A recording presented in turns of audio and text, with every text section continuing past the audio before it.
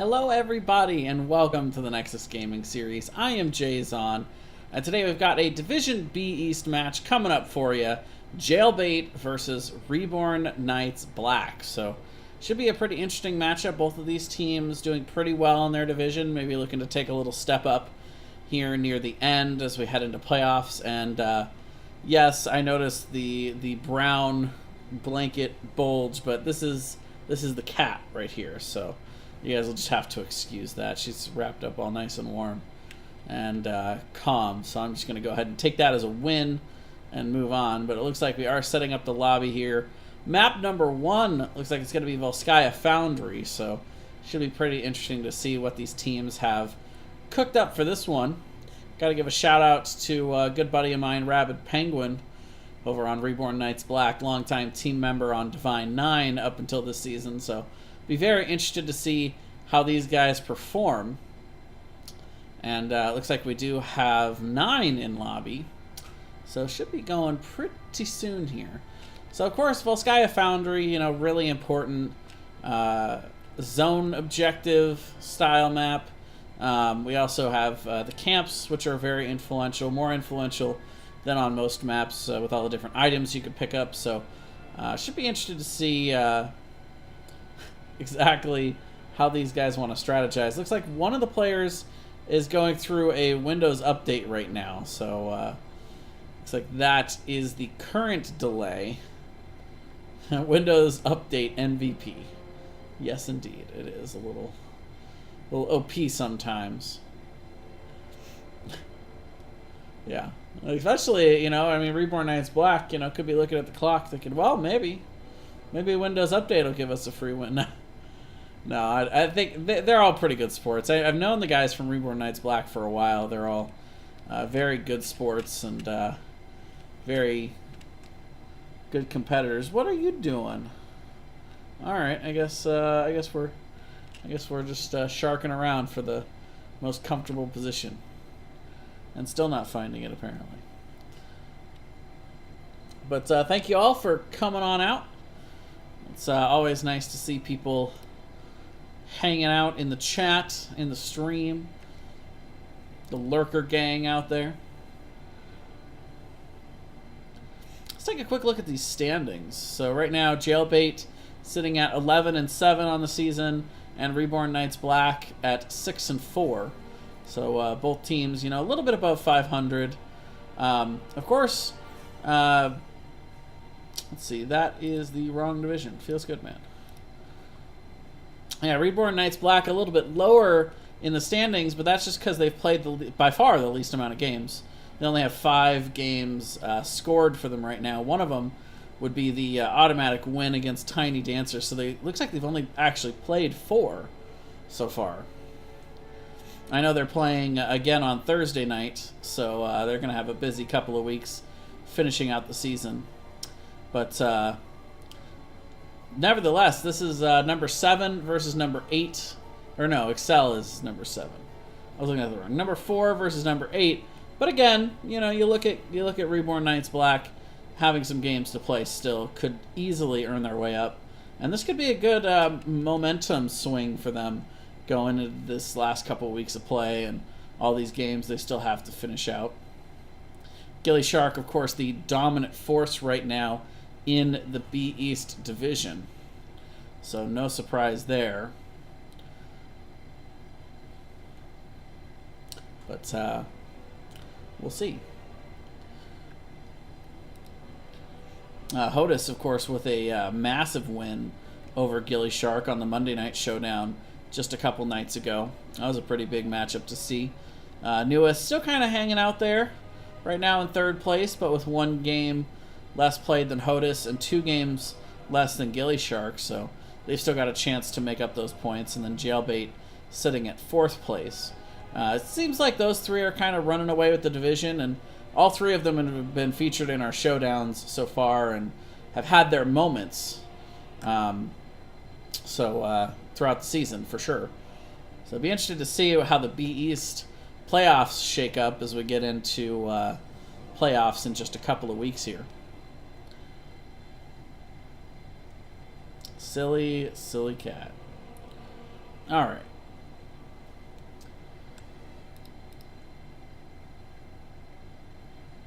Well, I'm pretty much running out of vamp. I'm not gonna lie to you guys. I thought for sure we'd be going, but looks like we still got one dealing with that Windows update. We'll keep you updated. I guess this is a good time to do a patron shout out, so why the heck not, BRB?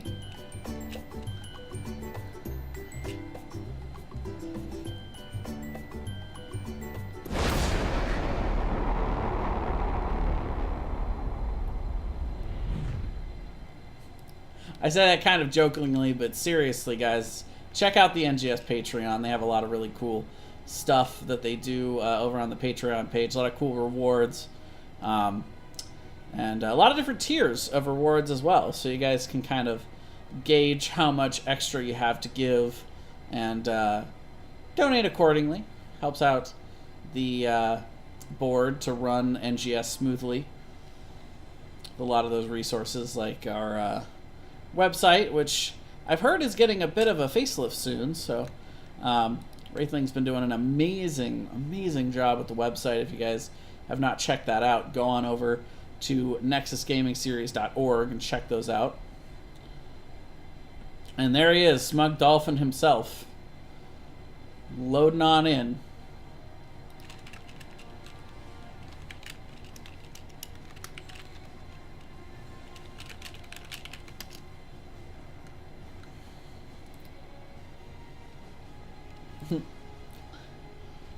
Dreams dashed. He was loading in, but now he's gone.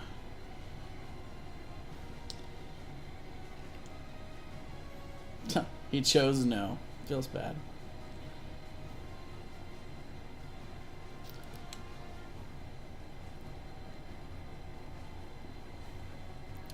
All right.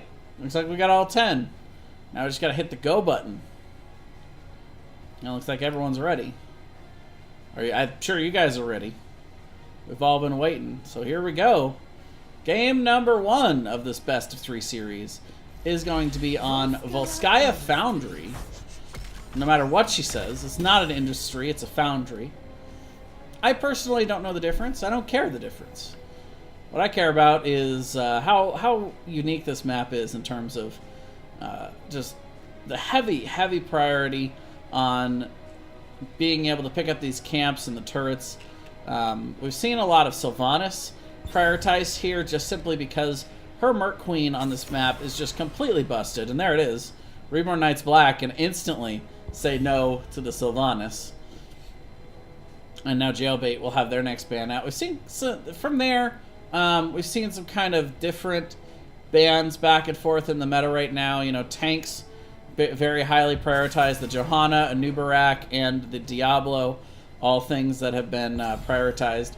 Imperious starting to get out a couple of bans here and there. The healers, of course, you can't ignore Ana and Lucio. And there's just too much good stuff that you want to ban out right now in this game. There's too many strong heroes. The Hanzo is actually going to be the ban out for Reborn Knights Black, so maybe a little bit of a target ban. But in general, Hanzo pretty good on this map with his poke and his constant pressured damage from a good range. Chromie used to be pretty famous on this map for that exact reason, and might yet be again after her rework in the future as soon as teams really adjust to how she's playing. But for right now, it's going to be the Maiev ban, you know, and I think that's a good call. Whenever you see somebody on the opposing side has a good Maiev player, you just want to ban it out at pretty much any levels of the game. The engagement potential is just too good. It's too difficult to deal with for most teams. There really aren't enough counters to Maiev in the game right now, and so I think most teams would rather just ban it out and let whatever else through. But very interesting first pick. Rabid Penguin, again, with the shout-out here. Going to go with one of my favorite heroes, Jaina. Rabid's like, step aside, Jay. I'm going to show you how it's done. Meanwhile, on the other side, we're going to see the Frost Answer in Arthas and the Greymane. And I love that 1-2 punch pickup. Arthas, a very good counter to Greymane. But if you pick them together, you guarantee that your Greymane's not going to get countered by that hero in particular. And those slows can be very difficult for Greymane to deal with as he jumps in with that Dark Flight, trying to go into Worgen farm and get some work done. But if he's slowed down, it's so hard to deal with. But on the other side, the Pie Maker. Pick up the Zeratul. And we'll see Leoric as well. So we've got two kind of pseudo frontline, the Bruiser and the Melee Assassin here. And now, of course, that makes it look like we're going for VP Ring for Reborn Knights Black, which is a very potent combo in the current iteration of Heroes of the Storm. We've seen that be somewhat popular here in the Nexus Gaming series for the first bit. And the Ana is going to be banned out on the other side. So no healer picked up for either side yet, but Jailbait clearly showing that they have no desire to play the Ana, but also don't really want to play against it. The Eye of Horus has been brought back into the game and is very, very difficult to deal with, even when it doesn't heal Ice Block, VP'd heroes, or the Leoric, which, by the way, Reborn Knights Black has all three of those things in their first 3 picks, but that bug has been fixed, and now Eye of Horus is just the super OP talent that it is, without it being unfair necessarily. Meanwhile, Uther is going to be banned out by Reborn Knights Black, and again, that kind of goes towards the idea of this Wombo combo VP blow-up style, where they don't want to see the Divine Shield coming out to potentially ruin part of that combo and protect people. Plus, of course, Uther having a pretty strong cleanse at level 7. Meanwhile, Diablo and Deckard are going to come out on the other side, so pretty heavy engage to pair with the Arthas on the front line and the Greymane dive. Good CC follow-up from Deckard. And of course, Deckard's got good sustained healing on these points with being able to throw out all those Gatorades. Meanwhile, we are going to see the Garrosh and Tyrande, so good displacement potential with good follow-up as well with the Tyrande. Not to mention, you throw Starfall on top of all that VP nonsense, and could spell disaster for Jailbait. Post 10, mind you. It is only really a post 10 style strategy, but with the Garrosh toss into the Groundbreaker, Lunar Flare to follow up with the Hunter's Mark, plenty of damage for Reborn Knights Black to be able to try to follow that up and get some kills early in the game, if they can get Garrosh the isolation with that toss in the first place, so they can get to somebody. Arthas, of course, is going to try and make that difficult. Deckard as well. And Li Ming going to be the final pickup for Jailbait. So Li Ming, another good constant damage hero, and does pair well with the Greymane. Go for the throat at level 10, I should say. You don't got to wait all the way till 20 for go for the throat, as it turns out. And those resets can be pretty nasty to have to deal with, especially on a big team fight based objective like this.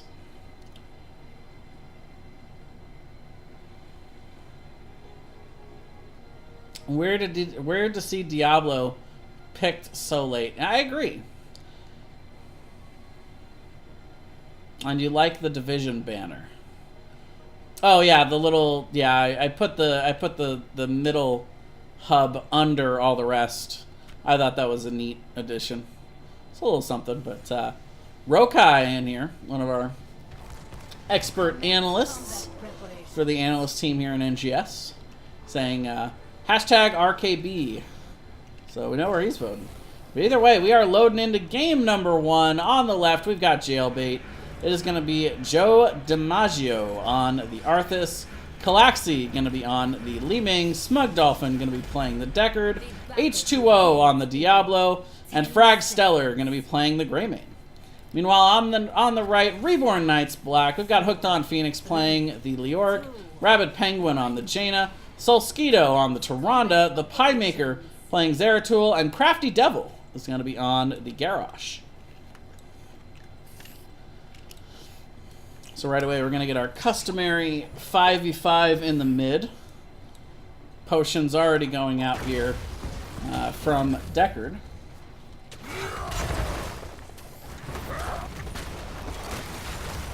Crafty not finding anything with that first Groundbreaker. Wave clear going out from both sides. You can see a little bit of an advantage here for Reborn Knights Black with that Jaina. And Rabid Penguin right down to the bottom lane We're going to clear up and look to get the rotate on. Not the usual rotating pattern.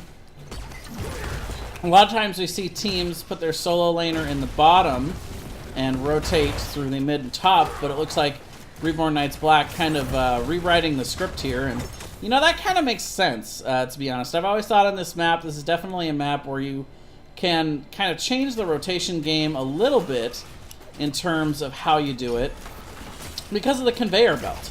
You obviously can't take the conveyor belt down, but if you go around and then you take the conveyor belt back up, it shortens that length on your rotation back to mid. And so I don't see any reason why you couldn't do that as opposed to the rotation from mid to top. But both teams kind of sticking with their strat to start. I'm not seeing any particularly crazy different talents here at level 1, except maybe Calaxy going with that Astral Presence at 1. Going to get some extra mana back when low on mana. The recharge increases a bit.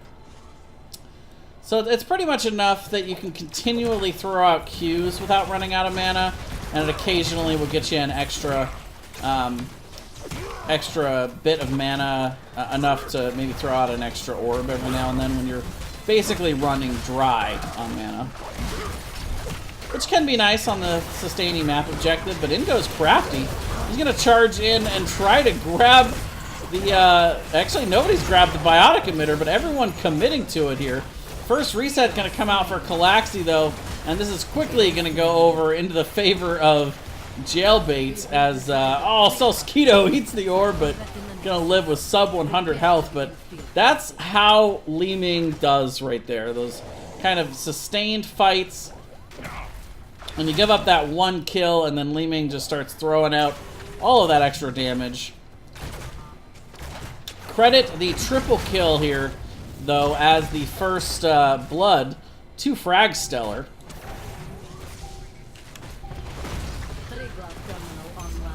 Take control of it to pilot the man. Meanwhile, that will also reward the first bit of capping here for Jailbait onto control point A. But it looks like Reborn Knights is black. Reborn Knights Black is back and ready to go. They're going to try and zone Joe DiMaggio off the point and successfully do so. They'll start to get a little bit of charge of their own. Level 7 coming in soon for Jailbait, especially with Calaxy up here in the top lane clearing.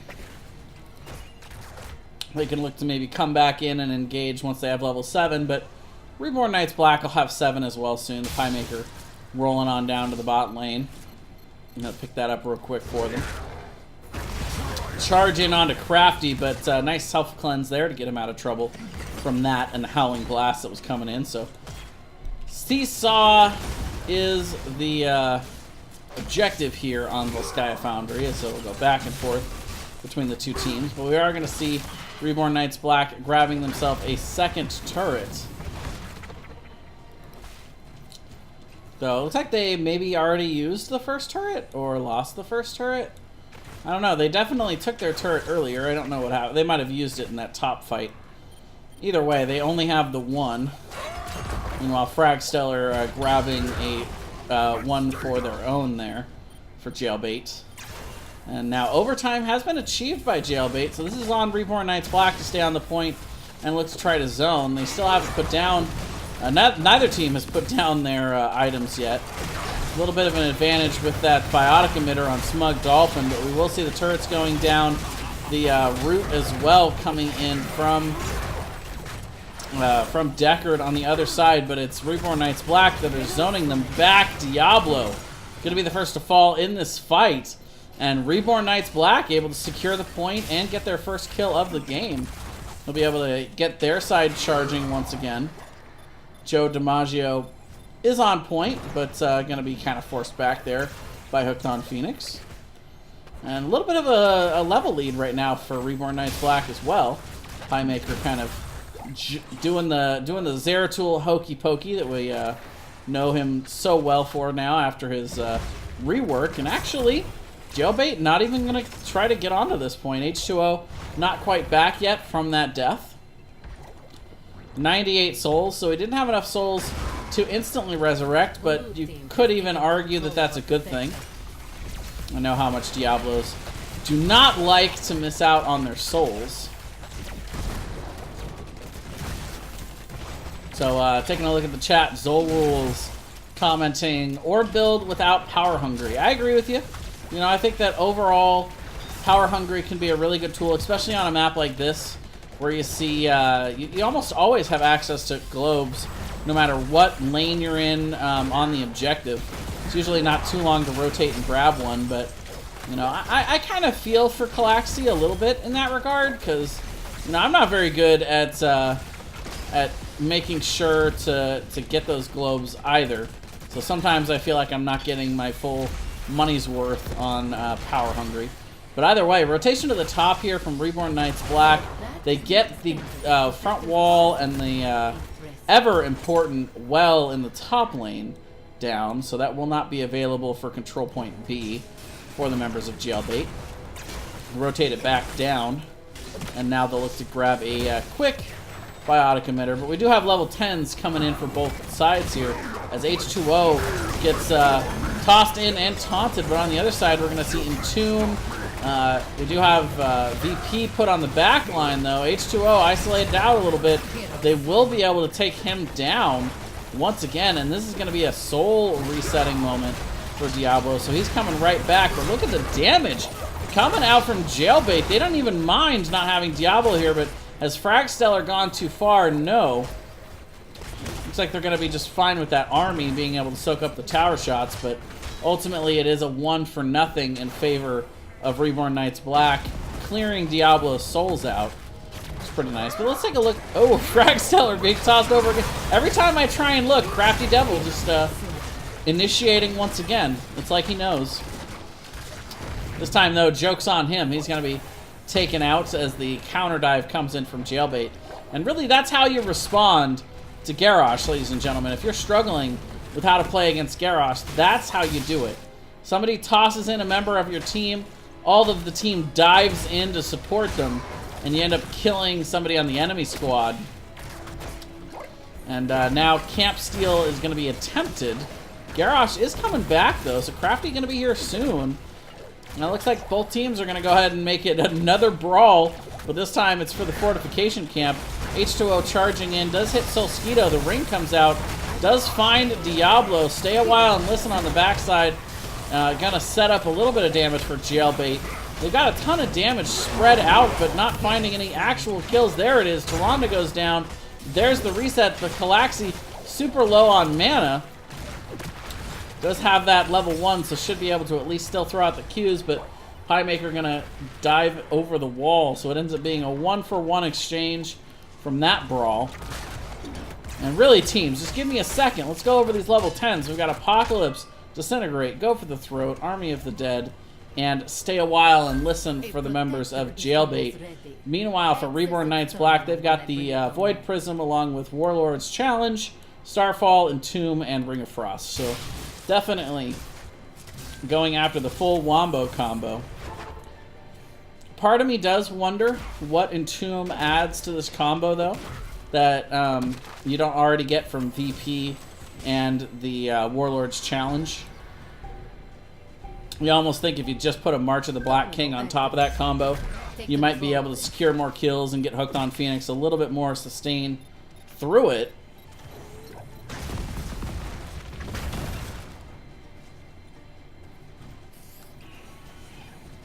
But I guess we'll see. Could certainly be help in setting up the Wombo or zoning out a couple members with the with that same Wombo strategy. Meanwhile, we do see Reborn Knights Black holding the point for now. Crafty's gonna have to duck out of here though. Will, as soon as he sees H2O starting to come in, level 13.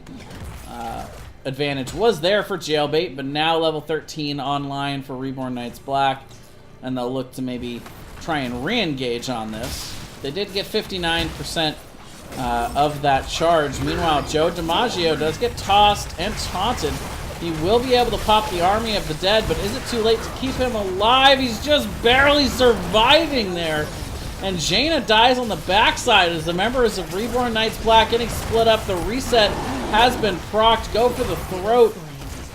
Coming in for Fragstellar, but he can't quite find a kill.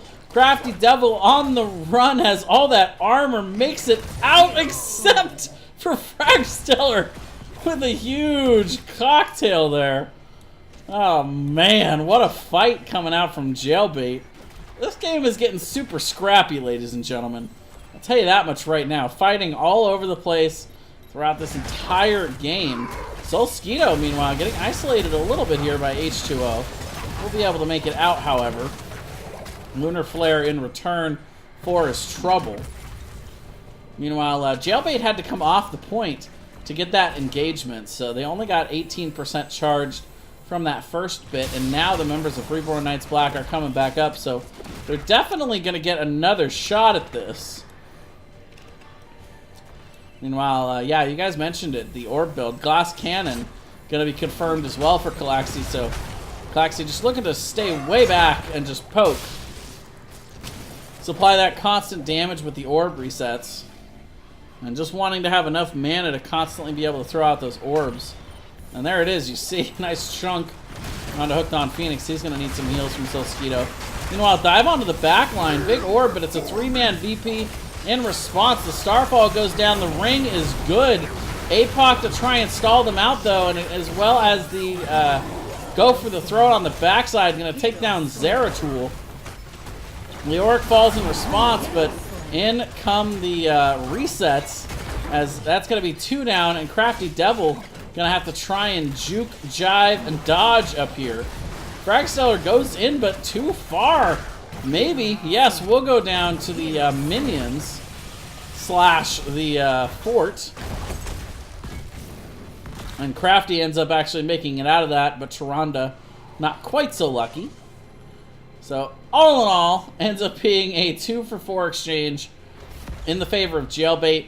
They'll walk on back and finish grabbing the Triglav, and they will have the second Triglav of the game. Reborn Knights Black winning that first one and getting some nice damage in the top and mid lanes, but now, as these Triglavs scale, they're going to start getting more and more value. And Tomb actually coming out onto H2O. They're looking to try and dive him while the other members of Jailbait are in this protector. H2O, though, kind of holding his own out on the outside here. Ooh, and the Pie Maker gets just destroyed there by the Triglav. He was kind of dancing back there with H2O, but ouch. That Beam of Death and the jump there from the Triglav will be enough. Top fort goes down, and now the rotation to mid. Jailbait now with 16s as well. They're going to be marching on up here. Blue team has destroyed the fort. Mid fort will fall, and now the members of Jailbait going to look towards the bot lane. They still have about half health on this Triglav, but only about 18 seconds left on it, so probably won't see the Triglav actually use all of its health, but instead get the full duration, which is kind of nice. We're going to get the well in bot lane also. Well, it's a pretty nice prize.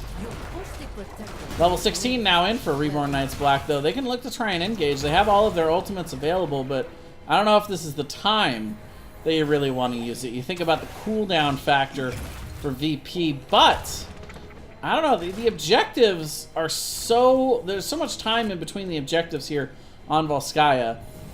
Reborn Knights Black could actually force here and probably would still have enough time for VP to be back up before the next objective spawns. We'll see it here. It's going to be a very long lull for these teams to grab camps. And but now at about this point, you'd start to think about holding that Wombo combo to make sure that you get it during or around the time of the objective spawning. Level 16 picked up for both squads. Archaean Orbit will finish off that orb build for Li Ming. So not only the increased damage when it goes further and the reduced cooldown but also now it travels further and grows larger than before, making it a little bit extra difficult to dodge. Meanwhile, RKR kind of sharking around. They definitely want to force the fight before 20, but it's a delicate balance. They don't want to force it too early, so if they pop their cooldowns and they don't have VP, ring, that whole shtick available for the objective, then Jailbait will just be able to re-engage with their level 20s before Reborn Knights Black can actually secure the Triglav. So you see them playing pretty patiently here. Grabbing their camp. Soak in the lane. Gotta be soon, though. Probably next 20 seconds or so when they really want to look to try and get an engagement. The Pie Maker kind of hanging out in the bushes, ready to rotate around, but Jailbait not being too overly aggressive. Both teams playing pretty passive here. Did I mention how long the lulls are between the points here? We see the point down there is going to be the next one to spawn, but there it is finally, the 30 seconds available. And we will see Crafty go ahead and popping the Warlord's challenge. Ring gonna miss even in that corridor, but no VP to try and help set it up as the Pie Maker's so low there. But level 20 now achieved for Jailbait off the heels of that 3-man, make it a 4-man kill there. The 4-0 exchange. And that's exactly what Jailbait wanted. They wanted to be able to force with their level 20s. They forced it a little early, but they got so much damage out onto the Pie Maker that he really just couldn't go in to set up that play. And the old saying holds true, ladies and gentlemen. You live by the Wombo, you die by the Wombo. And the members of Reborn Knights Black not quite able to find that Wombo combo that time around. And we still have about 22 seconds before that'll be available. I think by then it'll be a little bit too late to try and get the objective, but maybe not. They could charge in here, but they don't have level 20s. We will find just a Joe DiMaggio on the point at the moment. Meanwhile, this is interesting. Jailbait actually splitting up a little bit here. They're going to go after the camp. Oh, no, this hasn't been scouted out, though, by Reborn Knights Black, so they're just going to fall back and look to try and soak for 20. Triglav will be picked up here for Jailbait as they'll look to push here in the bot lane. Blue team has taken control of a protector. And this could be the beginning and the end here, as Jailbait pushes in with a 18-minute protector. We'll be able to take out that bottom keep, which was already softened up here, and now they'll look to go core. The 3-man VP is on the backside here. Ring of Frost to follow up, but the ring only catching Diablo. Canceled just a hair early there. Meanwhile, we will see Leo being the first to fall as the Triglav just kind of diving in here. They're actually only having the driver right now on the Triglav. 4 members out of it. And now Fragstell are going to try and get in, but actually gets caught out by Solskito on the Lunar Flare, but I think it's too little too late either way. 3 members down for Reborn Knights Black, and Jailbait going to capture game number 1 here on Volskaya Foundry.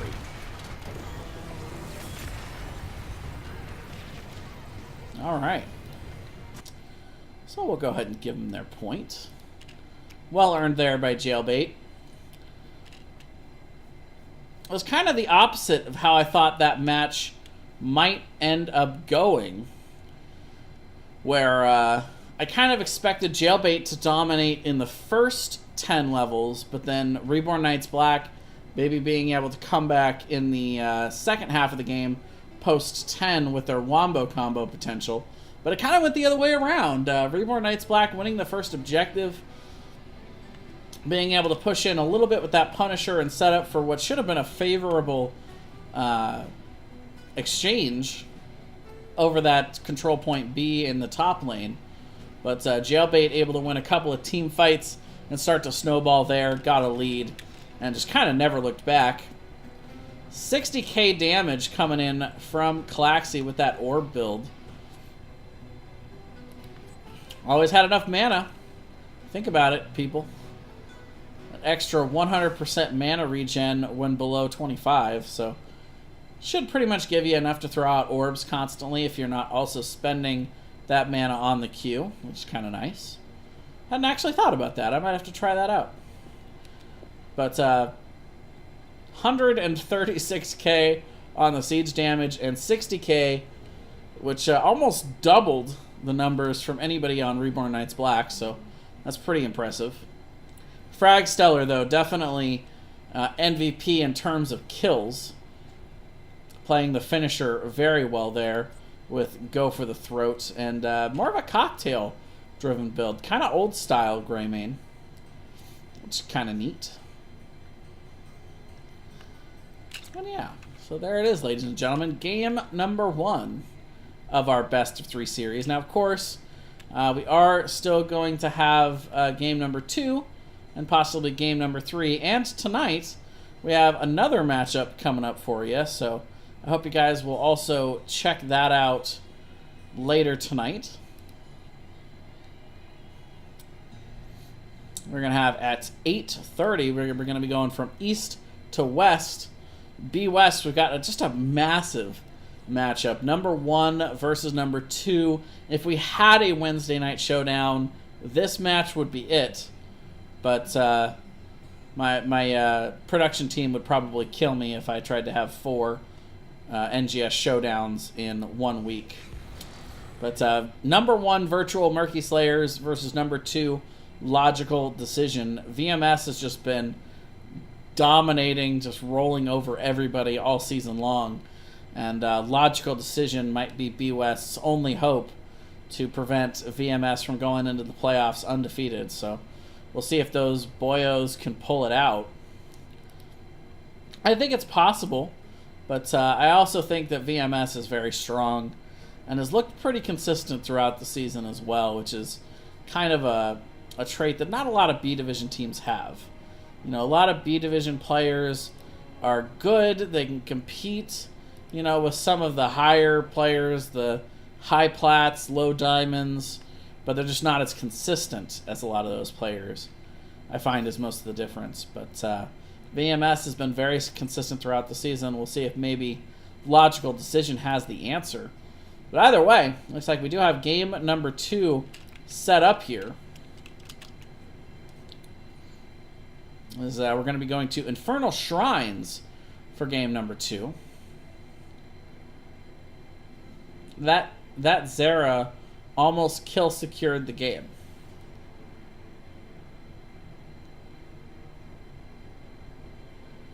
Yeah, you're definitely right though, Zol, that the Zeratul should have been able to counter the glass cannon, but I think just the positioning was really, really good that game from Calaxy. Just kind of never stepped up, and when you're orb build Ming, you really don't have to ever step up. You just kind of stay close enough that your front line can always come back to support you if the Zeratul just goes to like ridiculous roundabout rotation to get to you. But then also you stay back far enough that you're just never in danger from that Zeratul engagement. You guys might notice I'm a little congested and a little scratchy throat, so if you hear pauses, that's probably me getting some water. Got like I said, I got another set tonight at 8:30, so trying to pace myself. Oh, hi. Well, you're awake now. What are you doing? Oh, yeah? Sarah, ladies and gentlemen.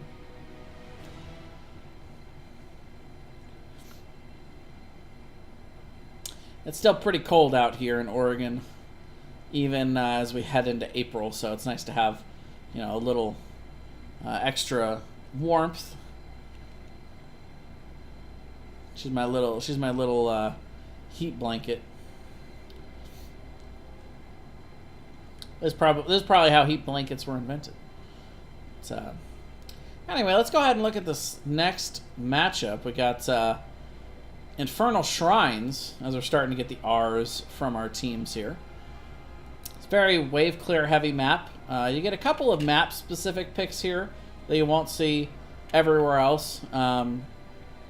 Specifically for that shrine clear. You see a pretty decent priority on Sonya or Kerrigan because of their shrine clear ability, but also the big wave clear mages like Kael'thas and Gul'dan can get a lot of extra attention here on this map. Wave clear a premium not just for the actual lanes themselves, of course, with the shrine minions. The quicker you can clear out 40 of those, the quicker you can theoretically win the game. Enemy team will have something to say about that, though, of course. First pick, first ban, I'm going to go over to Reborn Knights Black. And again, I'm going to go right to the Sylvanas ban. This is another good map for her. Any map where you have a pushing objective and you can shut down the towers, arguably could be a pretty decent map pick for them. And I hope you all excuse me, but I'll be back in just 1 second.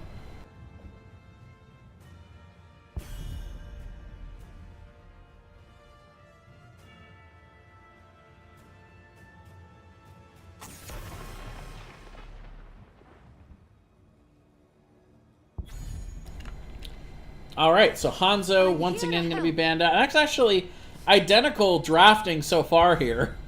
Anubarak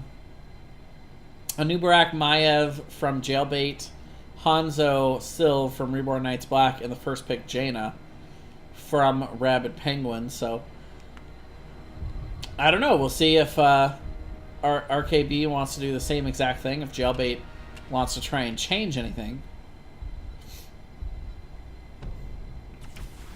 I heed the voice. Looks like this time Jailbait going to go ahead and steal away the Tyrande. And we mentioned it earlier, the Kerrigan can be very good on this map.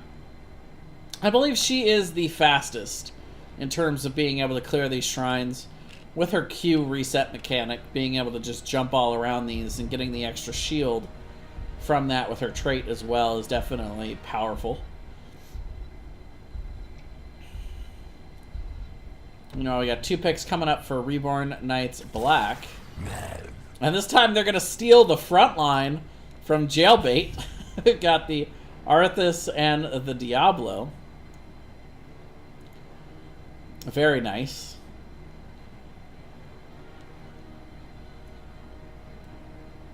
It's a pretty strong front line, though.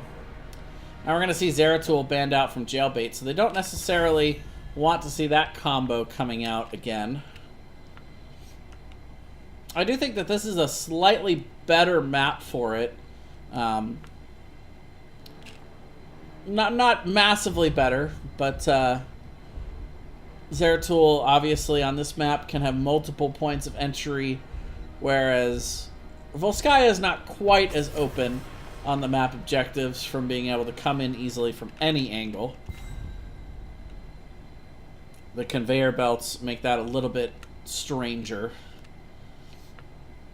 But we will see the Uther banned out once again from Reborn Knights Black. So kind of sticking with all these bans and picks for the most part. But Tychus is going to be picked up for Jailbait.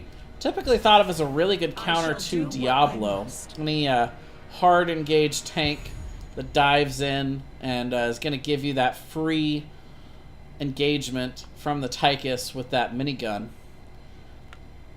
Meanwhile, H2O actually picking up the Alexstrasza, so of course H2O on the Diablo last game. So double support coming out here from Jailbait. Interesting shift. Now we're going to see Raynor and Anna coming out for the members of Reborn Knights Black, so could of course be Eye of Horus or could be the Nano Boost on Jaina. Could go either way here. But the double support's a very interesting concept here for Jailbait. They're going to finish it out with a Muradin as the frontline tank. Kerrigan, of course, kind of acting like the hyper carry here. Tychus also, if he's got a little bit of extra sustain, he can just stand there with his minigun and not be as worried about whether or not he's going to have the support he needs to do that. It's very interesting. We'll be watching closely to see how this works out for Jailbait in terms of this comp. A lot more damage, I think, overall coming out from Reborn Knights Black, but the double support could have the answer to that with Jailbait. A little bit hard to say until we actually see it in action.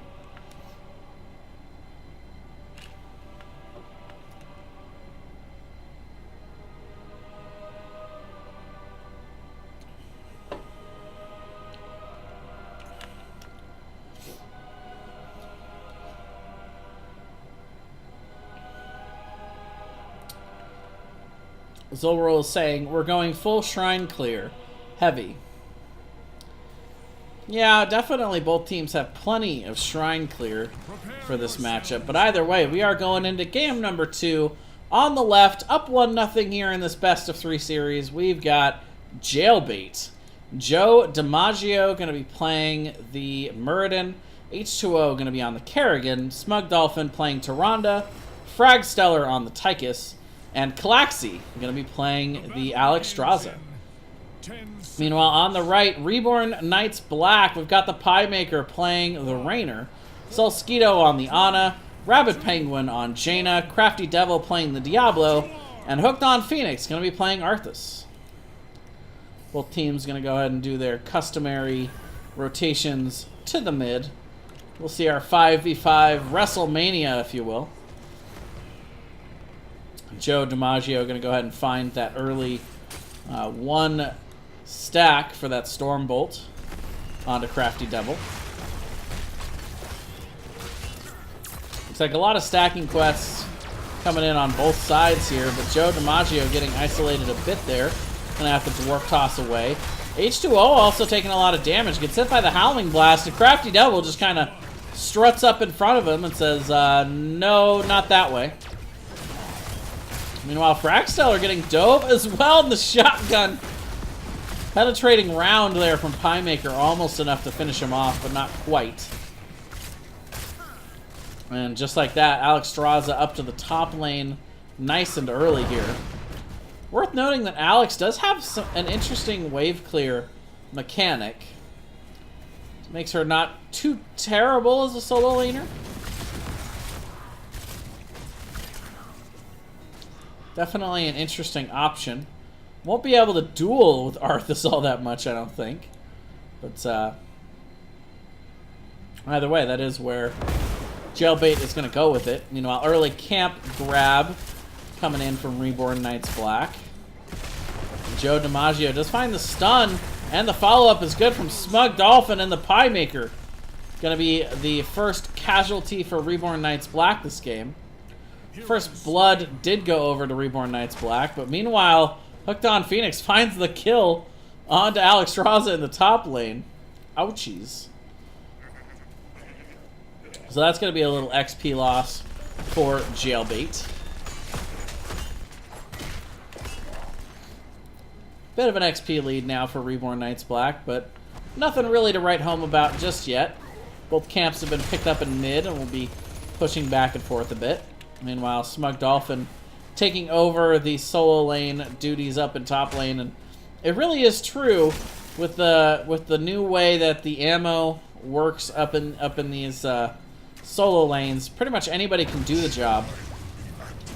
The main idea is just to make sure to soak all of the minions and not die. One thing Hooked on Phoenix could be trying to do here is trying to zone out Smug Dolphin without killing the actual minions, so they kind of kill each other, but Jailbait wouldn't get any of the XP from that. We see a lot of solo laners do that when they have a clear PvP matchup in the lane, but all 5 members of Reborn Knights Black have grouped and are going to rotate directly onto the shrine and get it started. Shrine clear advantage is over to Jailbait, I think, overall, but they got to actually be on the point for that. Meanwhile, Crafty Devil going all the way around, finds H2O, Howling Blast to follow it up. Big grenade gonna deny the healing, and hello. That grenade gonna be countering the double support comp of Jailbait so hard, but they do get the counter kill onto Crafty Devil. Gotta love how fitting that name is, by the way, for when he's playing Diablo, but either way. We're gonna see Jailbait evening out the numbers a little bit, but Rabid Penguin with a little bit of a cheeky blizzard going in there, stealing another few minions. And it's pretty even on the overall shrine right now. A little bit of in favor for Reborn Knights Black, who is back here. Crafty just now rotating back in on this. As a ton of damage comes down, it's going to take down Arthas. Rabid Penguin also in there really deep. Joe DiMaggio diving back. It's Tychus that gets the kill, though. Frozen Punisher is picked up for Reborn Knights Black, but at the cost of 2 deaths, which is going to really stunt their ability to push in with it. You know, Crafty trying to isolate H2O, but look at Fragstellar just jumping in. The root comes down, though, from the Punisher after that push from Crafty. But that's going to be a kill coming out on the other side. Punisher going to jump in and stun 3. Piemaker looking to try and follow it up, but Joe DiMaggio doing a nice job of peeling. And the healing deny there again onto Joe DiMaggio. Solskito doing a great job of pressuring them with those grenades. Kerrigan actually goes down to the Punisher there. Nexus Forces OP. That was a nice recovery from Reborn Knights Black. That was looking like they weren't going to get anything out of that Punisher, but they get the front wall after getting those kills. And end up with a little bit of a level lead at this point, as Arthas starting to rotate around and do the double soak.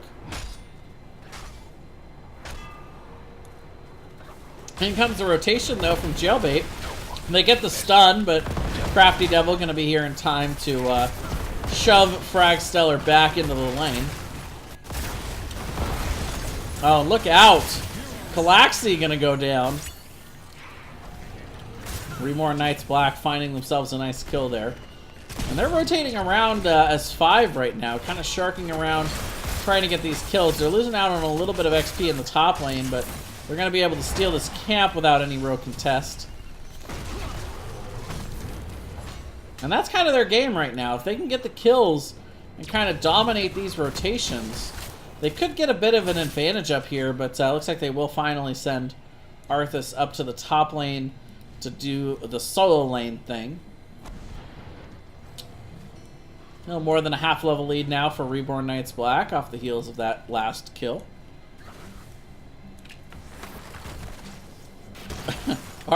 Alex's solo career comes to an end. That's true.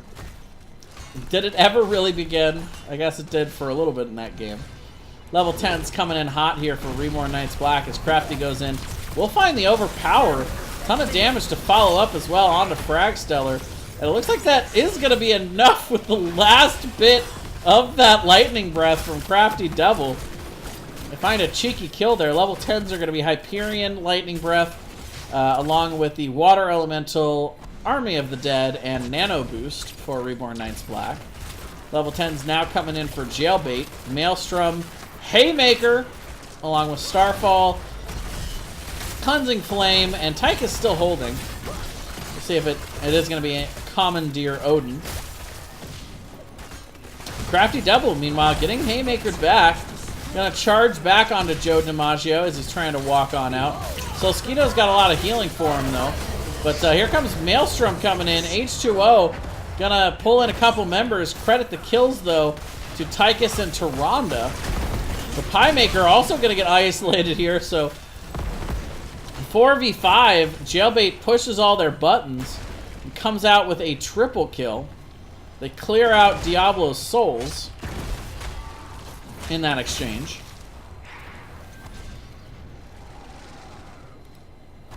And now back to the rotations, as Jailbait's going to rotate up the top. And they should be able to get an early advantage here on to this shrine. As we've mentioned, H2O on that Kerrigan going to be super powerful on the shrine clear.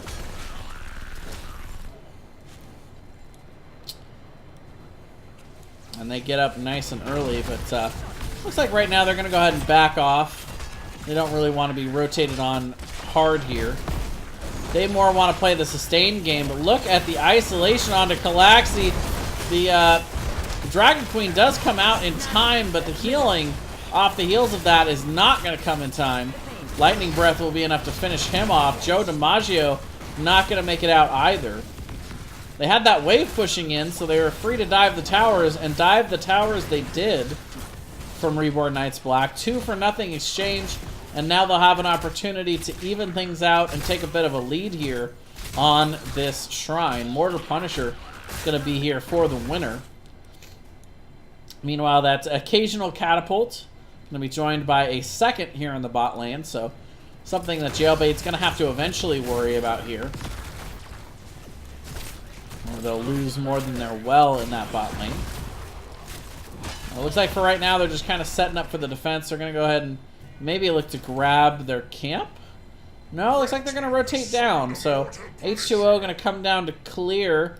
And Jailbait kind of in disarray here. Not really sure where they want to go. They know that they can't defend this top fort with the Punisher and all the follow-up potential that Reborn Knights Black has. So it looks like for right now, I take it back, they're going to try, but Joe DiMaggio gets rooted out of his Dwarf Toss there, and he's going to go down. The Mortar Punisher throwing in the mortars for the finish.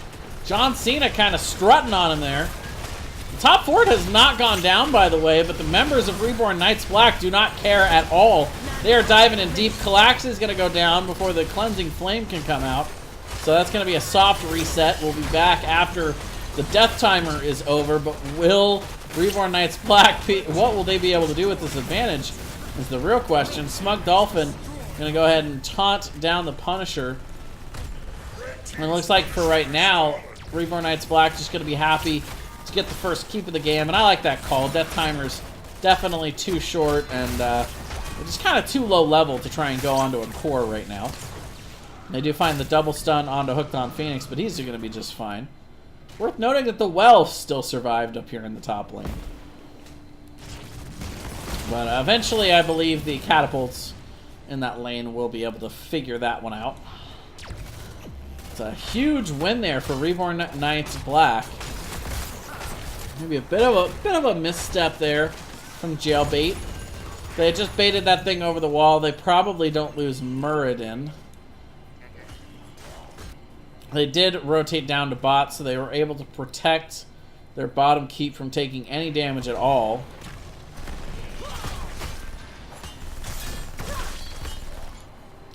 Topwell does go down to the catapult there.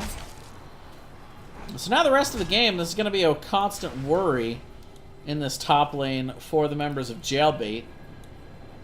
Reborn Knights Black can kind of play this slow. They do rotate in. They're trying to find a fight here as Jailbait before Reborn Knights Black has level 16. Haymaker finding Rabid Penguin, but not in the direction that I think he wanted there. And for right now, RKB will just rotate away. Look to pick up their level 16 here. Grab their camp while they're on that rotate to mid. Meanwhile, Jailbait is kind of sharking around, looking to get XP themselves. Level 16 is definitely going to be here for Reborn Knights Black, but Jailbait's going to have to wait on it a bit. I don't think they're going to be able to get 16 before this next shrine pops. We should be getting that 30-second timer any time now.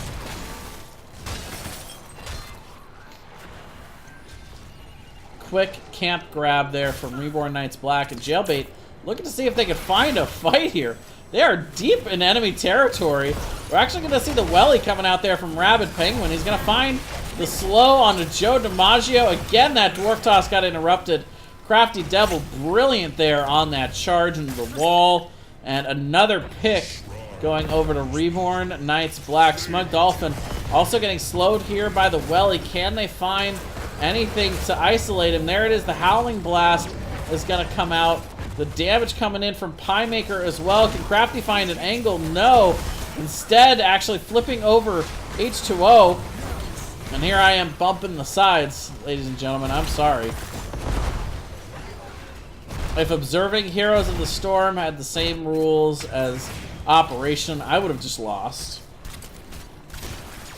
First rule of observing, don't touch the sides. But big double kill and stagger from Reborn Knights Black right as the objective was coming up. So this is pretty much going to be a free Archaean Punisher marching down the mid lane. And if the members of Jailbait give up a couple kills, we could even see this turning into a win condition for Reborn Knights Black and take us to a game 3. Think this is the first Haymaker in Division B? Could it be the last? And Ryokai says, we can only hope. Yeah, I think that Jailbait has not found the value that they were hoping to find off of that. Joe DiMaggio, meanwhile, gonna taunt the Punisher in. No follow-up that time from Reborn Knights Black from beyond the wall. But you can tell they're looking for it here. Posturing forward is Rabid Penguin, Crafty Devil, and Hooked on Phoenix.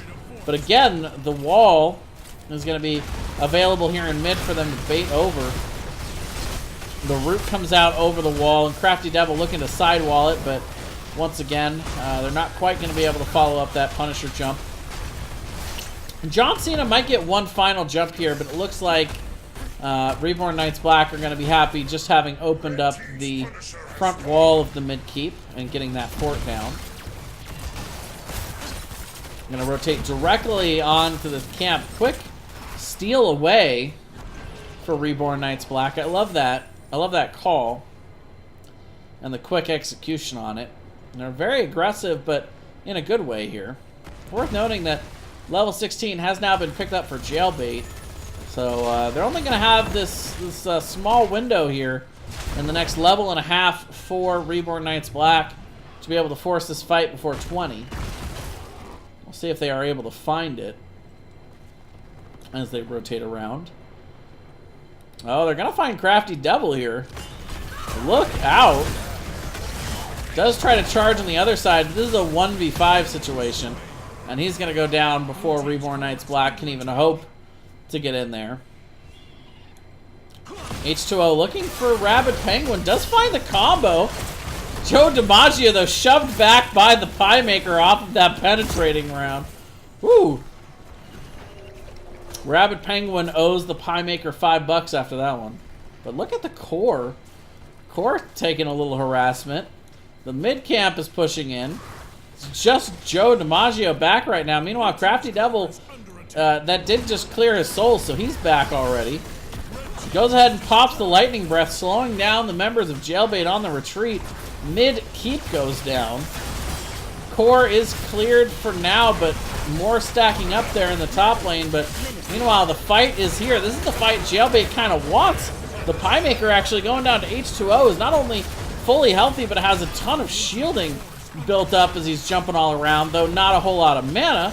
Cragstellar in that Odin, pushing them back here as it's a 1-for-0. They get Jimmy, and Hooked on Phoenix is going to be isolated here as well. Stun combo comes out from H2O. That's going to be the last bit of his mana, but it is enough. Meanwhile, Joe DiMaggio trying to find an angle. Haymaker not available yet, though. Hits the double Stormbolt, and again, H2O, no mana. Trying to follow it up, but Crafty Devil's going to go down. So that's a massive 3-0 exchange. But, oh my. A little bit of core damage back here. Clean up on aisle 2 for the members of Jailbait. It's kind of what they needed to try and get back into this game, though. Salskeeto and Rabid Penguin going to go ahead and grab this camp real quick while they see multiple members out in lanes cleaning up the mess from the first part of this game for Jailbait. Level 20 is now going to be in for Reborn Knights Black, and they should have a bit of an advantage here. They're going to go ahead and go up and grab the top camp while they wait for the rest of their members to be up. Hooked on Phoenix now coming back. Meanwhile, Shrine is going to be started for Jailbait.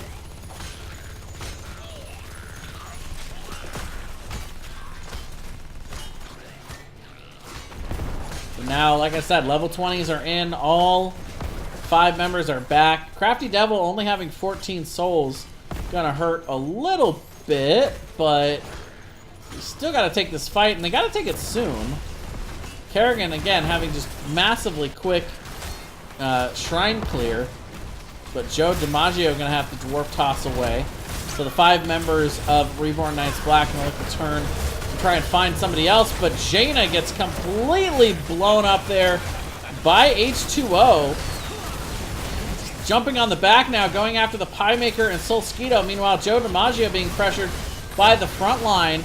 We do have the Punisher being picked up by Jailbait. H2O getting low, gonna have to try and rotate away. So it looks like after all that, it's just the Jaina that goes down. But look back at the core. They're taking so much damage. H2O backing. Gonna have to try and clear this out. It's probably not gonna be in time, though. We've got multiple catapults on this thing.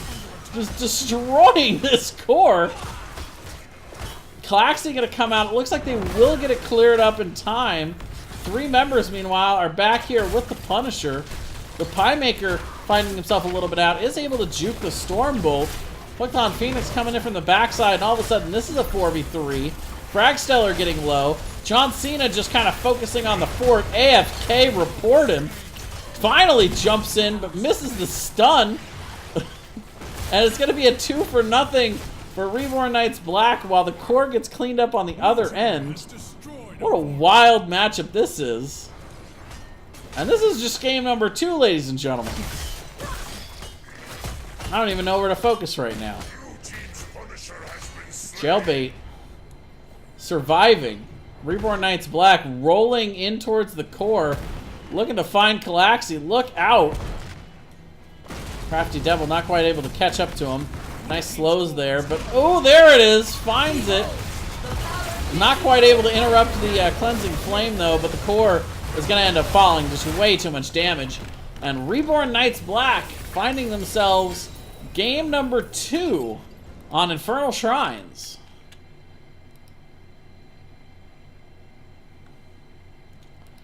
Whew. Game 3 hype right now. One of the few game 3s I've had. Are we going to have the zeros? Tell me it's zeros. It's all zeros. Nothing happened that last game. Pictures, or it didn't happen. I don't know if it's just odd number games or if it's staffed to the first one. I don't know. But my game just doesn't like to give me stats after that first game. But who needs stats? That game was just crazy all around. The stats don't really give us the whole story. But definitely want to thank everybody for coming out as we head into this game number 3. Been quite a series so far. And I'm just watching the replay of that core call there. It's a pretty heads-up play. You know, I think Jailbait's biggest issue there was splitting. I think if they're going to have members go back, they either have to send other members into different lanes to try and push, but not push with the Punisher, because we, of course, knew that Reborn Knights Black was going to go clear up that Punisher. They could have also backdoored, so I don't know. I think you just kind of be and defend the core as 5, and then just live to fight another day. You know, you're going to have to win another 2 or 3 team fights in that scenario. So at the end of the day, splitting, just not serving the members of Jailbait there. You guys can see just a little ear sticking out right here. Alright, so it looks like we are ready to go for game number 3. And if you thought Infernal Shrines was crazy, just wait until we get to Dragonshire with these 2 teams. What a match this will be.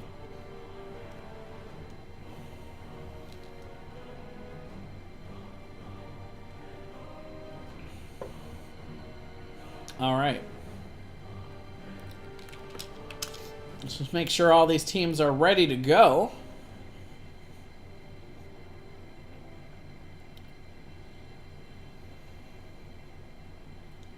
From zeros to heroes, easy.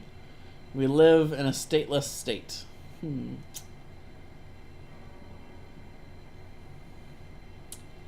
Alright, we got Reborn Knights Black ready.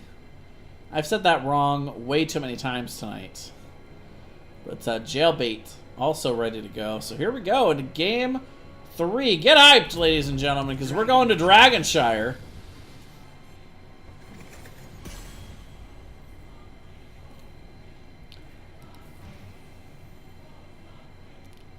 Now, of course, Dragonshire heavily favoring the rotation game. You see these rotational pick comps do very well here. There's not a whole lot of 5v5 team fighting on this map. The solo lane, incredibly important. Probably more important than any other map in NGS, in the NGS map rotations. You could make an argument for Barax's holdout, but that, of course, is not a NGS battleground. And globals can be a very heavy and well-used tool on this map. So it looks like we may just see the same exact bans that we've seen in all 3 matchups so far.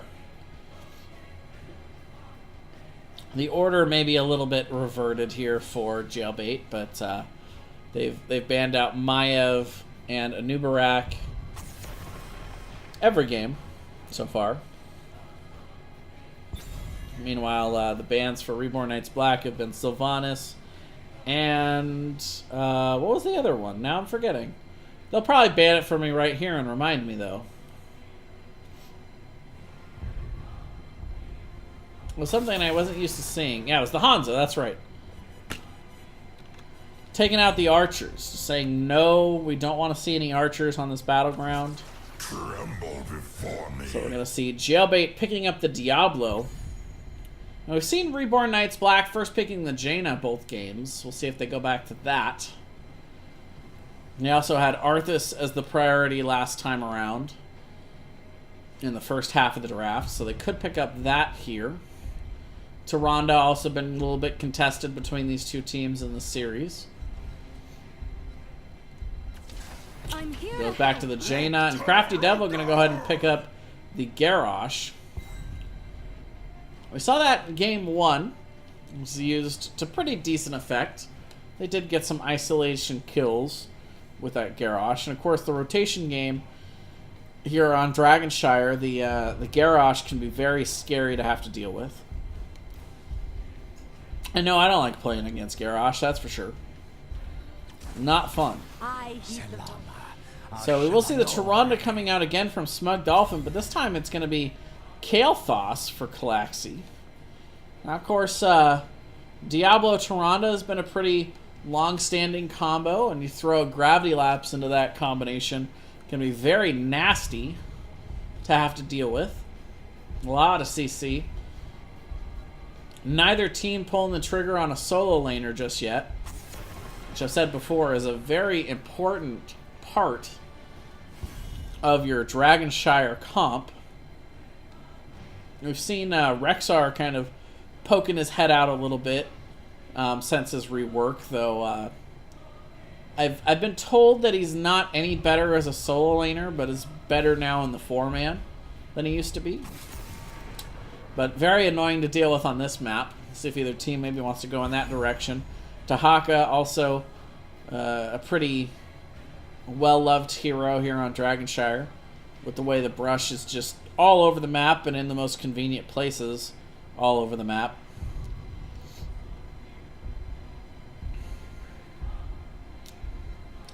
Could possibly see another Leoric coming out here for Reborn Knights Black, or they could look to just hold it. So they're going to go with the Tychus and Rhaegar. So they are going to hold that solo lane for the end.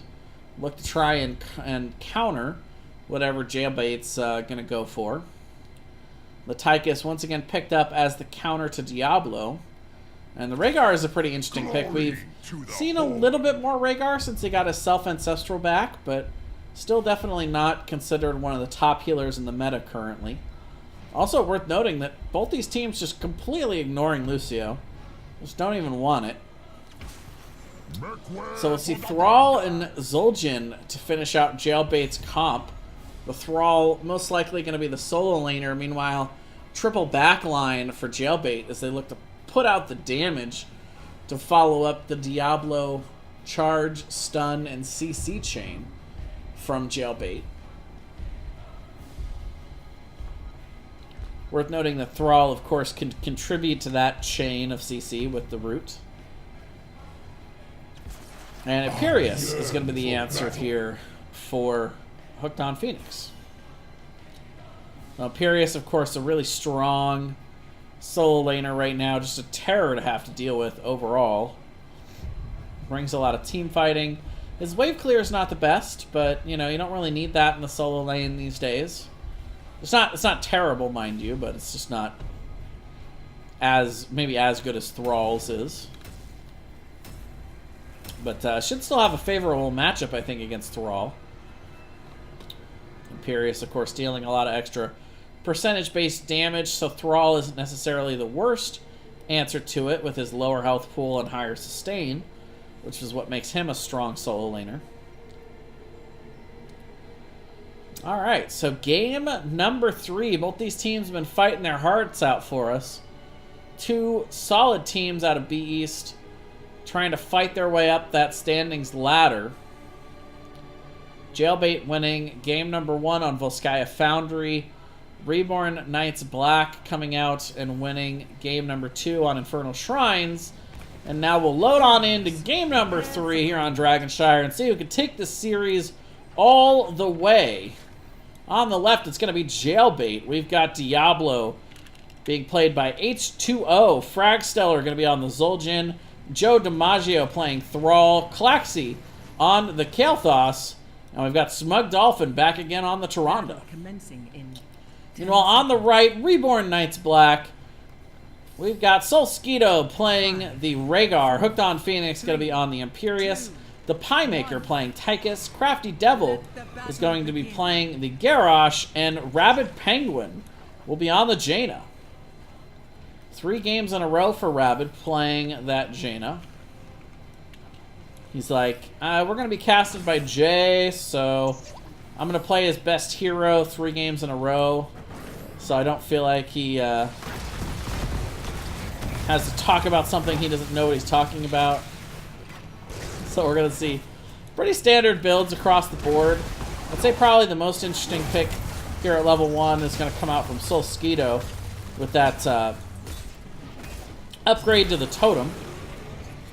I see a lot of people on rotation-heavy maps like this go with the increased wolf run speed. I've seen occasionally people taking the lightning shield upgrade as well. The totem going to also kind of inhibit the rotations of Jailbait a little bit with that extended range on the slow from that totem. It pairs pretty well with that level 16 upgrade as well. Everybody always takes that level 16 slow upgrade that just makes everyone... It's kind of like a stun. They're moving so slow around that totem. Well, up here in the top lane, Joe DiMaggio versus Hooked on Phoenix. Neither team really getting a huge advantage just yet. Capture the shrines, inherit the Dragon Knight's power, and lay waste to this forsaken kingdom. Jailbait going to be a bit of a scaling comp here with Diablo Souls ramping up. Zul'jin damage, of course, ramps up late. But Smug Dolphin going to get tossed and isolated, and Crafty Devil finds himself that perfect toss. And Reborn Knights Black finds themselves first blood here on Dragonshire. H2O going to be the next target for a toss, but he, of course, has his charge on out. Crafty Devil going to stack up a little bit on that Q quest. And meanwhile, the members of Reborn Knights Black do own both of these, but Fragstellar are going to be able to grab down bottom. And Joe DiMaggio actually going to grab top, so with all 5 members here in the mid, H2O getting low, he's going to go down. Love that answer from Reborn Knights Black. They knew that some of the members were going to rotate to mid there, so they go ahead and pull everybody down to that lane. Meanwhile, Fragstellar going to get hit by the Groundbreaker and toss. Now he's in the middle of 3 members of Reborn Knights Black. He's going to go down. Third kill of the game now for Reborn Knights Black. And they are taking full advantage right now of this Garrosh early game pressure. Got about half a level lead right now. Let's Hooked on Phoenix. Going to grab top lane, and now the Dragonite actually going to be available. Solskito's going to go cast this. I don't know. It's going to be very close. Yeah, they do get bottom back just in time. Crafty Devil not able to stand in against 3 down here.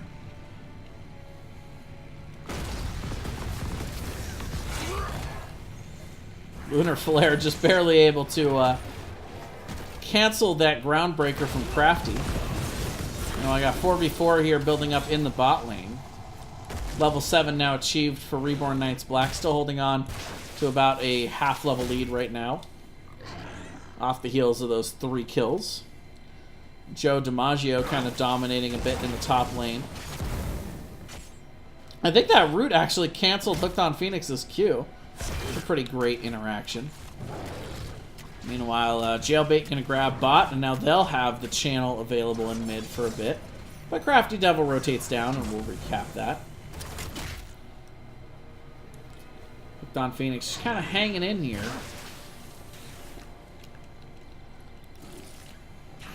Meanwhile, down in the bot lane. Oop, sorry. Oop. Again, I'm just not doing the operation thing. I could blame the cat there, but, you know, that'd be kind of mean. Either way, we will see 3v4 in the bot as Solskito had started that camp, but is going to go ahead and come back down and look to try and maybe help in the team fight rather than do the camp. No camps grabbed by either team so far. Calaxy gets tossed. Ton of damage coming in from the Pie Maker. He's going to be able to finish him off there as well. Now H2O's caught in the middle of the members of Reborn Knights Black. The Pie Maker in a kind of a perfect position, but actually doesn't turn around. They will be able to get the butt bite in from Solskito, though. That's a nice 2-for-0 exchange, and right now, Reborn Knights Black dominating this early game. There's just a little bit here, a little bit there. Finding themselves exactly what they need to win. They're going to hold on to this bot cap while a couple members go to the top lane and secure that. A rotation to mid coming in from Jailbait, but level 10 is going to be right around the corner here. Between the soak that they're getting there and then in mid, if they collapse back into bot, and they could make this happen. Pie Maker with a good dash out there to avoid that, but now level 10s are in. And Reborn Knights Black have the cap available. They can look to try and force here. We're going to need at least 1 interrupt, and they get that. The Thrall is up in top. Kael'thas falling in the bot, though, to the Pie Maker. The taunt comes out as well. So the 5v3, predictably, doesn't go well for Jailbait, being down the 10. They do cap both of the points, though, so it's going to force Reborn Knights Black to rotate away to pick up these shrines. And then they could maybe have another shot at rotating to mid to try and cap that. Meanwhile, Joe DiMaggio getting beat up a little bit here in the top lane. We'll be able to heal it all back up, though. And the Pie Maker is on the cap, but Smug Dolphin will have the interrupt number 1. Number 2 with the Lunar Flare. Do they have number 3? H2O trying to come in, but doesn't quite find it.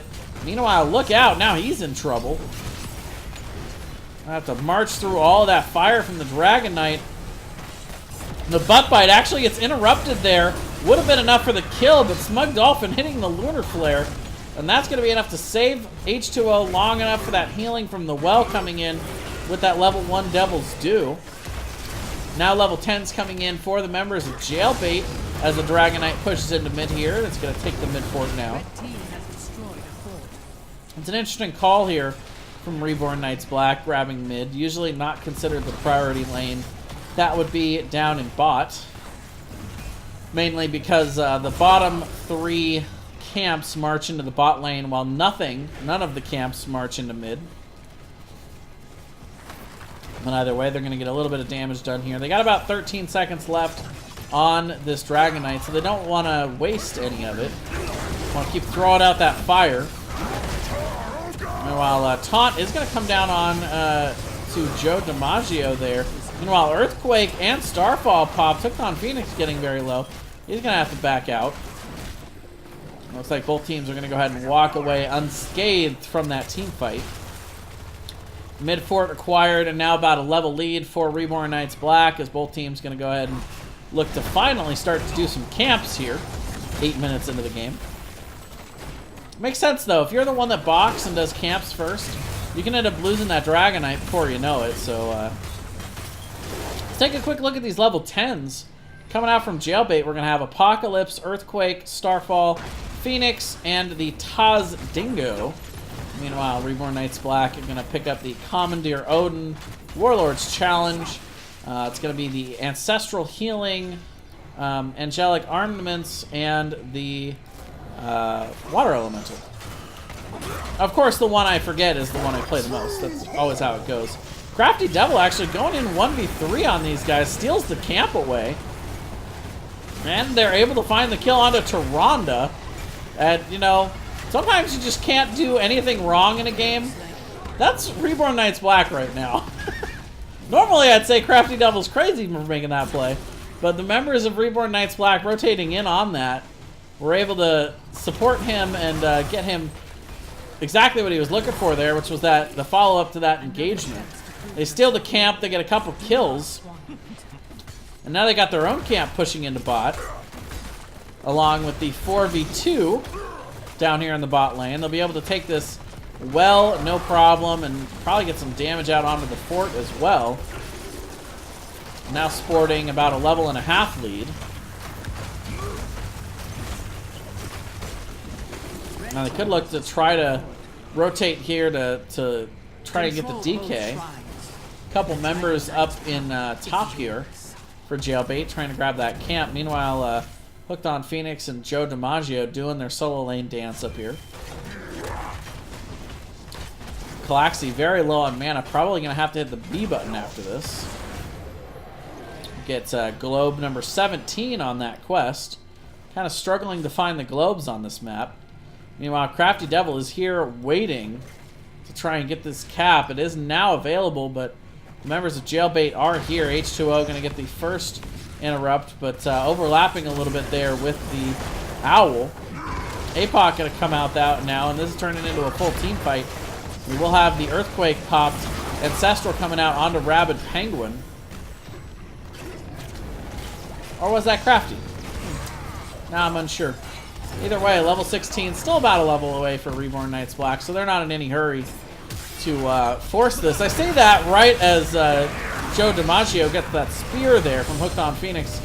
Odin popped on the backside. Ton of damage coming in from Angelic Armaments there. The taunt, and H2O goes down. Triple kill now for Reborn Knights Black as they come in with all that damage, and they're able to capitalize on it. Diablo's souls are going to be reset, and level 16 is now going to come in for RKB. Rabid going to rotate up to the top lane and clean out this mess. I like that call from Jailbait trying to force in the mid before 16, especially when they had to camp pushing in the top lane. They just were a little bit too aggressive with it. I think they needed to give it a little bit more time to try and poke out the members of Reborn Knights Black, and as soon as the turn came in from RKB, they were able to dominate them there. All off the heels of that initial initiation from Imperius with that spear.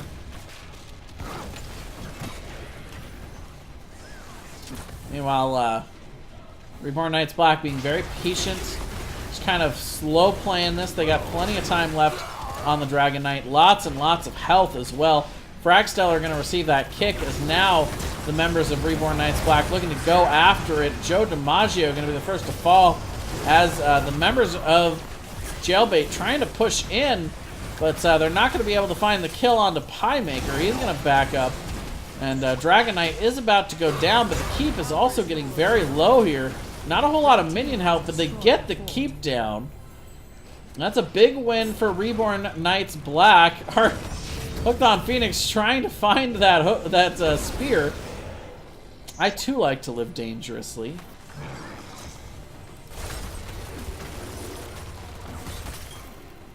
And you're right, Ryokai, that was a bot keep. This is a message from the future telling you that you were correct before even seeing them start to siege into that bot keep.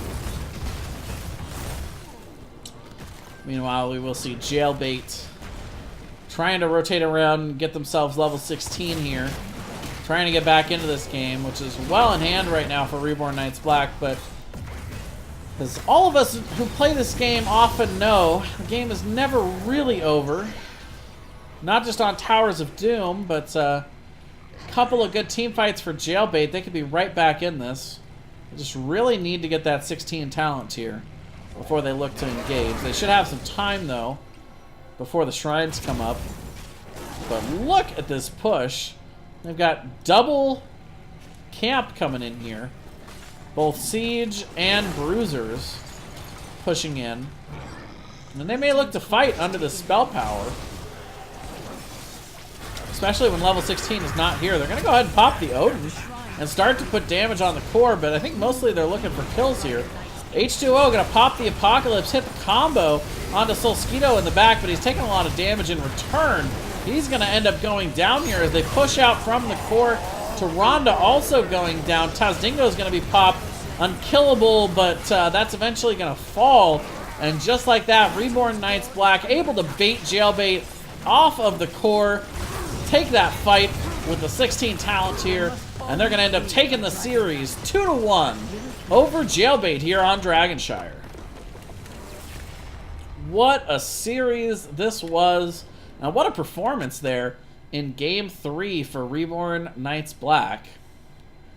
We're going to try our match summary screen again, but I'm half expecting a bunch of zeros to come out. Maybe not. Maybe? Yep, that's bad. That's a bad sign. Yep, there it is. Zeros. Nailed it. But let's go ahead and give our win over to Reborn Knights Black, and then I'll go ahead and reach out and see if we can't find an interview with these boys.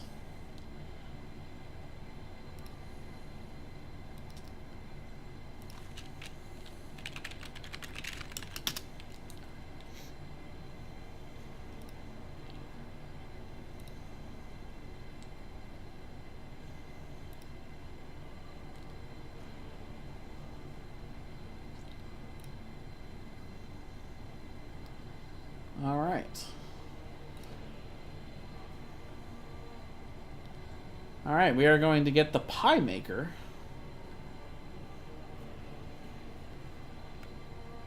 In for an interview.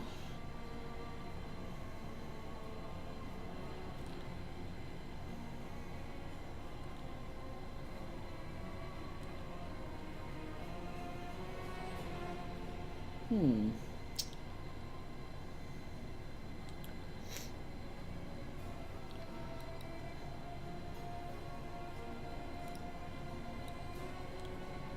there he is. Oh, maybe I can't drag him down. Oh, there we go. And we are joined by the Pie Maker. Am I correct in saying former captain of Reborn Knights Black? I think Crafty's the captain now, right? Yes, yes. But I feel like we've been here before. A post-game interview with you guys taking the win. How are you guys feeling after that 2-1 victory over Jailbait? Pretty good. I was a little worried after the first game because it looked pretty bad and everything was all over the place, but it definitely feels good to get a reverse sweep finally. Because, I mean, you know, it can start to go pretty poorly if you get momentum against you, so that was nice. Yeah, so going back to that game one, you guys set up the big wombo combo style, but never really seemed to hit the mark too heavily after level 10. You guys kind of had a little advantage in the early game, but then it felt like after the 10s came in, it's almost like Jailbait had the advantage. Kind of reverse of what you would expect to see in that combo. Where do you guys think that went wrong there? I think they just had too much frontline pressure for us to deal with, and so like a lot of what we do is like backline harass or like backline blow up with the wombo, but the problem is like, you know, if we set up a void, it's really difficult for the Jaina to just kind of waltz on through a Diablo Arthas kind of setup, and then she's in a pretty bad position with how much CC they have on her for the double resets on their team to just go crazy.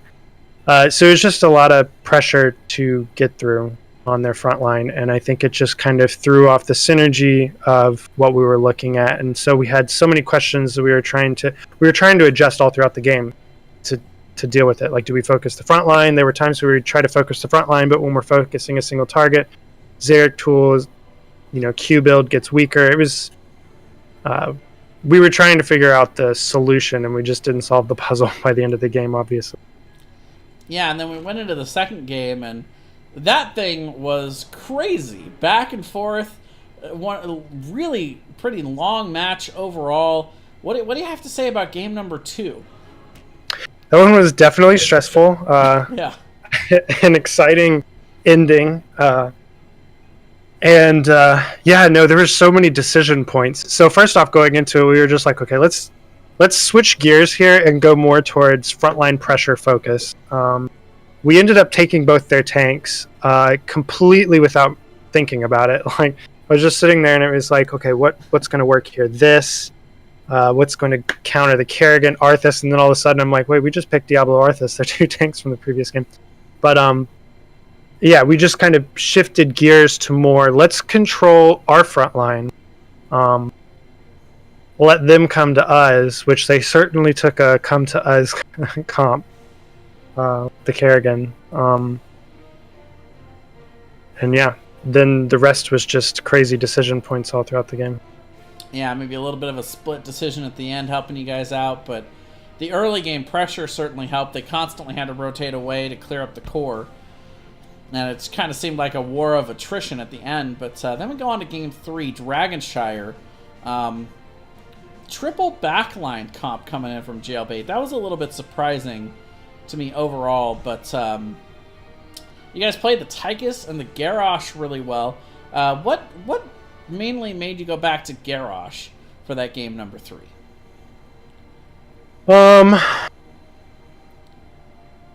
After the trauma of game 1. Well, it's not so much that. It's just like I'm just wondering what your guys' thought process was in terms of, like, I guess you guys set up the Garrosh and the Tychus. Was it like Tychus countered to Diablo and then Garrosh paired well with it, or?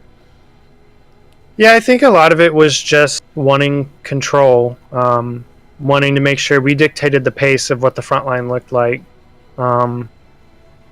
so that Dragonshire is so positional. It's also nice to just control point and position. And it's like, who's going to step into the Garrosh at that point? I mean, anyone who gets flipped is going to die, even the Diablo with what we drafted. So, I think it was just strictly about control and that kind of working for us. Yeah, so looking at the big picture this season, you guys are currently listed as 8th, but with only 5 games. So the rest of the games on your slate, how are you guys feeling about those matchups and where you might match up with the other teams in the division? Do you have anything for that top 3, for Gilly Shark, HOTUS, and Newis? Yeah, so when you look at the games we have left, we have a lot of games to schedule over the next 2 weeks. We have like a game, 2 to 3 games a week. And they're all top teams. Like, we got Jailbait, then we've got Gilly Shark, we've got HOTUS to play, we've got one of the other top teams, Minion Miners. So we've got like 4 of our 5 teams left are the like top 4 teams, save for Nuez. So it's we're about to see the picture of how your guys' playoffs are going to go. Exactly. Who knows how we're going to do. I mean, we've done this in the past where we end up playing the like top people in the end. It's worked out for us regular season in the past. I mean, I know a lot of the attention goes to HOTUS v Gilly Shark. They're kind of like the classic comp that played each other a lot. But we've also gotten the chance to play them a lot. We have yet to drop a game to either, so I'm hoping to keep it that way. Well, there you go. Yeah. I think this pretty much secures you guys in the playoffs with all these games left to play. You're currently sitting now in 6th with these 2 points. Does it? Okay, that's perfect. A lot of teams that have like 7 and 8 wins, or 7 and 8 games played already, so... That's good to know, because we're still trying to figure out our identity, so like having a little bit of wiggle room these upcoming weeks with the slate that we have left to play, it's nice to have secured it then. yeah, it'll be a good warm-up going into the playoffs either way. But I want to congratulate you again on a big win tonight. It's always nice to talk to you. But before we let you go, do you have any shout-outs you want to make? Yeah, well, shout out to Jailbait. That was a really fun series. I think that was our first kind of 2-1 craziness, if I'm remembering correctly. Shout out to the rest of the RK team. We've been practicing quite a bit, getting used to our new players, which has been a lot of fun. This is a very positive attitude kind of team, which is a lot of fun to play with. So, definitely a shout out to them and kind of their resilience. Shout out to the RK org. They're a great kind of community. And then all of our friends and whatnot that watch us. I think that's it. All right. Well, thanks again for stopping by. Congrats on the win, and go back to your team and enjoy it, man. You guys earned it tonight. Awesome. Thank you. Later. All right, guys. Well, that's going to do it for me tonight. I want to thank... Well, it's not going to do it for me tonight. It's going to do it for me for this match.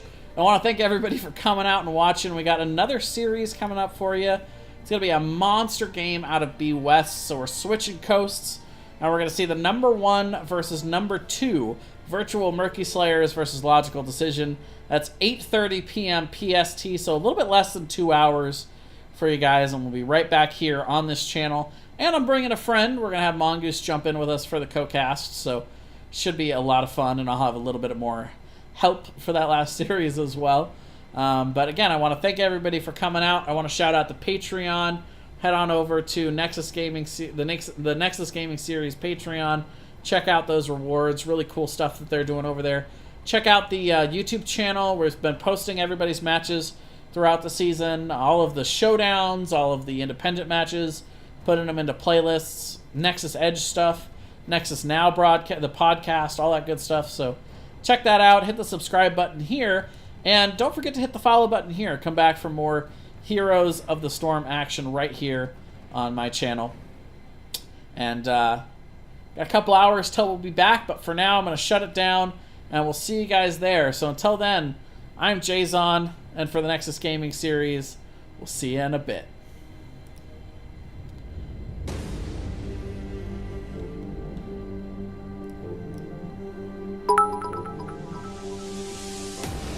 Thanks for casting.